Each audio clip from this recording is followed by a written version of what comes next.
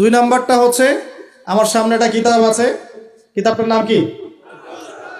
সবাই পড়তে জানি ইনশাআল্লাহ? কারা কারা পড়তে জানেন না অনেস্টলি হাত তোলেন দেখি। জানেন না? আপনারাই জানেন না? আচ্ছা ঠিক আছে, বসেন, শরমের কিছু নাই।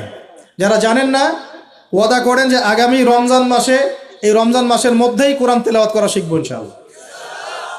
বাঙালি একটা আবেগী জাতি, ওই যে বলি ইস্যু পাগল, মাঝে মাঝে মাঝে মাঝে ট্রল করে আর মাঝে মাঝে আবেগে ভাসে।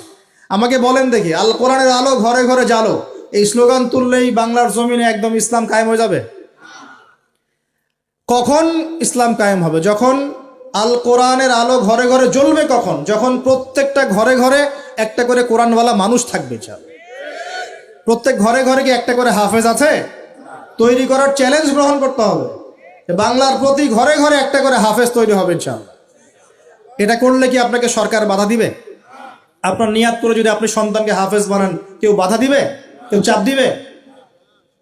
আমরা তো চতুর মুসলিম। কেমন চতুর মুসলিম? আমরা আমাদের সন্তানদের মধ্যে যারা বেশি ট্যালেন্টেড ওদেরকে দিব আগে জেনারেল লাইনে, আর যার একটু মাথা কম তাকে আমরা পাঠায় দিই মাদ্রাসায়, পাঠায় দিয়ে যে আবাসিকে রেখে দিই, থাকতো এখানে, ওকে এখানে পিটাই সোজা করবে। আপনাদের কি মনে হয় যে কোরআন সুন্নাহর জ্ঞানটা অর্জন করার জন্য মাথায় ঘেলুর দরকার নাই? এমনটা মনে হয়?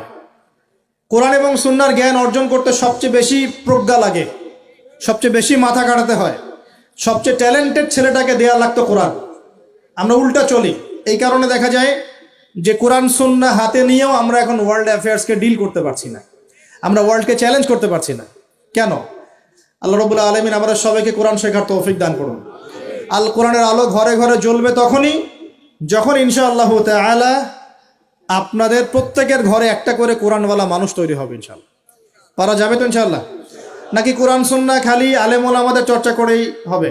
আপনাদের পড়ারও দরকার নাই, জানারও দরকার নাই, বোঝারও দরকার নাই। কোনটা? ব্যাপারটা কি এমন? কোরআন কি শুধু আল্লাহ পাক আলেমদের জন্য পাঠিয়েছেন, নাকি শুধু মুসলিমদের জন্য পাঠিয়েছেন, না পুরো মানব জাতির জন্য? পুরো মানব জাতির জন্য আল্লাহ কোরআন পাঠিয়েছেন। ওয়াদা করা যাবে ইনশাআল্লাহ? যুব সমাজ ইনশাআল্লাহ আমরা কোরআন তেলাওয়াত তো শিখবই, অর্থ বুঝবো ইনশাআল্লাহ। রাজি আছি ইনশাআল্লাহ? এই রমজান মাসে আল কোরআন 1 খতম দিবেন ইনশাআল্লাহ। প্রত্যেকদিন 1 পারা করে তেলাওয়াত করার চেষ্টা করবেন। আল্লাহ তৌফিক দান করুন বলিয়া। আর যারা আমরা তেলাওয়াত করতে পারি, আমরা চেষ্টা করব আলিফ লাম মিম থেকে একদম মিনাল জিন্নাতি ওয়ান নাস পর্যন্ত অর্থ সহ পড়ার জন্য। পারবো তো ইনশাআল্লাহ? আল্লাহ তৌফিক দান করুন বলি আমিন। যেটা বলছিলাম